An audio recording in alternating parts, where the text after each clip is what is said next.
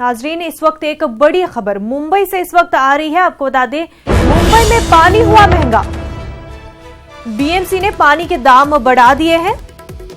मुंबई वालों को 3 रुपए 72 पैसे ज्यादा अदा करना होगा। 16 जून से लागू होगा इजाफी पैसे का ये उसूल। नाजरीन, इस वक्त की बड़ी खबर हम आपको बता रहे हैं। मुंबई में पानी महंगा हो गया है। बीएमसी ने पानी के दाम बढ़ा दिए हैं। अब मुंबई वालों को 3 रुपए 72 पैसे ज्यादा अदा करने होंगे पानी के नए दाम के अकॉर्डिंग।